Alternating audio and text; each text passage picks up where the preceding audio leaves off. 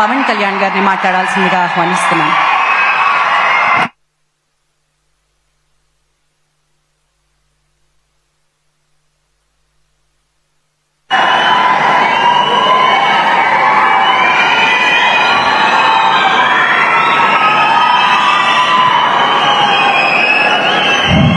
వేదిక పైన గౌరవ ముఖ్యమంత్రి శ్రీ నారా చంద్రబాబు నాయుడు గారికి, బోఫోర్స్ కుంభకోణాన్ని బయటికి తీసుకొచ్చిన హిందూ మేనేజింగ్ డైరెక్టర్, ఒకప్పుడు ఎడిటర్గా పనిచేసిన శ్రీ ఎన్ రామ్ గారికి, రాజస్థాన్ పత్రిక చీఫ్ ఎడిటర్ ఓనర్ అయిన శ్రీ గులాబ్ కొఠారి గారికి, చిత్ర పరిశ్రమ అతిరథ మహారథులందరికీ, శ్రీ రామోజీరావు గారి కుటుంబ సభ్యులు, వారి అబ్బాయి శ్రీ సుమన్ గారికి, శ్రీమతి శైలజా కిరణ్ గారికి, శ్రీమతి విజయేశ్వరి గారికి, రామోజీరావు గారి మనవలకి మనవరాలకి ప్రత్యేకించిన హృదయపూర్వక నమస్కారాలు. ముఖ్యంగా ఆయనతో పాటు వెన్నంటే ఉన్న ఆయన ఈనాడు పత్రికా కుటుంబానికి, జర్నలిస్ట్ కుటుంబానికి,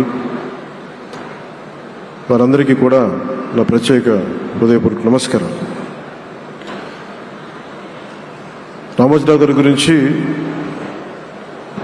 అందరూ చెప్పిన దానికంటే కూడా నాకు నా పర్స్పెక్టివ్లో, నా అనుభవంలో నేను చూసిన రామోజీరావు గారిని మీ కొద్ది సంఘటనలు పంచుకుంటాను. రామోజీరావు గారు నాకు సినిమాలు ఉన్నా కానీ నాకు పరిచయం లేదు. ముందు షూటింగ్ ఆయన స్టూడియోస్లో చేసినా కానీ ఫస్ట్ టైం పాలిటిక్స్కి ఎంటర్ అయిన తర్వాత 2008లో ఆ సమయంలో ఆయన కలవటం జరిగింది. ఆయన మాట్లాడిన విధానం చాలా నిక్కచ్చిగా, ప్రజల పక్షపాతాన్ని. ఆయన మాట్లాడుతున్నంతసేపు నాకు మైండ్లో ఒకటి అనిపించింది, మనసులో జర్నలిస్టిక్ వాల్యూస్ని కాపాడటానికే ఆయన ఉన్నారు. ప్రజాక్షేమం, ప్రజా సంక్షేమం, ఈ పర్స్పెక్టివ్లోనే, ఈ కోణంలోనే ఆ చర్చ జరిగింది. నన్ను ఒకే ఒకసారి ఆయన 2019లో ఒక లంచ్కి ఆహ్వానించారు వారి కుటుంబ సభ్యులతోటి. ఆ రోజు ఆయన మాట్లాడింది దేశ పరిస్థితులు, ముఖ్యంగా పత్రికా స్వేచ్ఛ గురించి, పత్రికా రంగం ఎంత కీలకమైంది. ఆయన ఎప్పుడూ కాంప్రమైజ్ అవ్వలేదు. ఒక విషయం చెప్పాలి అంటే అది తనకు తెలిసిన వారు అవ్వచ్చు, తన సన్నిహితులు అవ్వచ్చు, స్నేహితులు అవ్వచ్చు, కుటుంబ సభ్యులు అవ్వచ్చు, జనం కోసం వచ్చేటప్పటికి నిష్పక్షపాతంగా, చాలా నిర్దాక్షిణ్యంగా ఉంటుంది ఆయన ఆలోచన పరిధి. అదే ఆయన ఈనాడు పేపర్లో రిఫ్లెక్ట్ అవుతుంది. నేను చాలాసార్లు అనుకునేవాడిని, ఒక వ్యక్తికి ఇంత, ఆయన ఆ రోజు లంచ్ తర్వాత కూర్చున్నప్పుడు ఆయన మాట్లాడుతుంటే ఆయన వేదనని నేను చూశాను. ఆయన నలిగిపోతున్నారు. నిజంగా పత్రికా స్వేచ్ఛ ఎంత అవసరం దేశానికి, ప్రజాస్వామ్యానికి ఎంత కీలకమైంది, అది ఆయన చెప్తుంటే ఆయన ఆవేదన నాకు అర్థమైంది. అలాంటి వ్యక్తి మీద ఎన్ని రకాల ఇబ్బందులు పెట్టారో మనందరికీ తెలుసు. ఒక పేపర్ ఒక్కటే నడపటం చాలా అది కష్టసాధ్యమైంది.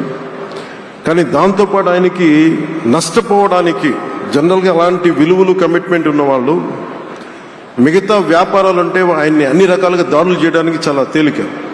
అలాంటి దాడుల్ని తట్టుకుంటూ యాజ్ ఎ జర్నలిస్ట్ ఆయన అన్కాంప్రమైజింగ్ యాటిట్యూడ్, అన్కాంప్రమైజింగ్ వాల్యూర్, అవన్నీ ఆయన్ని నాకు చూస్తే చాలా చాలా ఆనందం వేస్తుంది.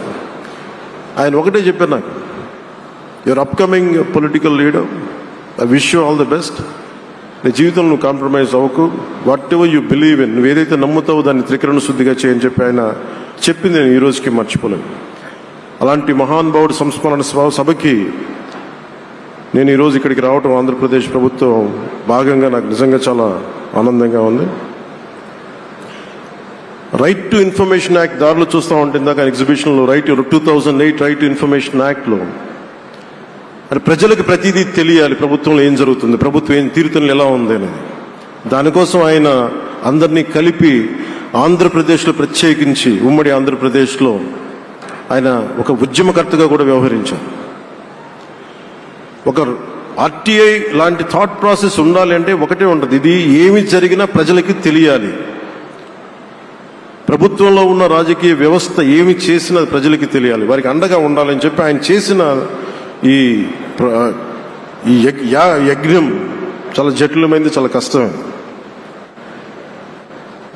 పత్రికా రంగంలో విస్తరించిందే కాకుండా సినిమా నిర్మాణ రంగంలో కానీ, స్టూడియోస్ కానీ, హోటలియర్గా కానీ ఇవన్నీ చాలా చేసి ఉండొచ్చు. కానీ ఆయన క్రక్స్ ఆఫ్ రామోజీరావు గారిది మోస్ట్ ఇన్స్పిరేషనల్ జర్నలిస్ట్. ఇందాక కొల్లూరు పార్థసారథి గారు చెప్పిన, ఇందాక అమరావతి నుంచి నాయ ఎమ్మెల్యే గారు మాట్లాడినా కానీ, పార్థసారథి గారు చెప్పినా కానీ ఆయనకి ఖచ్చితంగా ఒక విగ్రహం పెట్టాలని. ఎందుకంటే జర్నలిస్ట్ విలువల్ని కాపాడి ఆయన ఎందుకు ఇన్స్పిరేషన్ అంటే ఎన్ని కష్ట నష్టాలు వచ్చినా, ఒక జర్నలిస్ట్గా ఉండటం వేరు, ఒక పత్రిక అధిపతిగా ఉండి అన్ని ఒడిదుడుకులు ఎదుర్కొని ఆయన కుటుంబాన్నంతా బెదిరించినా కానీ ఏమి చేసినా కానీ జనరల్గా కుటుంబ సభ్యులు కష్టం వస్తే నలిగిపోతాం. కానీ అది కూడా దాటుకొని నేను నా జర్నలిస్ట్ వాల్యూస్ నేను కాంప్రమైజ్ అవ్వను, ఏదైతే జరగనని చెప్పి ఆయన కూర్చోబెట్టి at the cost of his family members also he went head and uphold the journalistic values.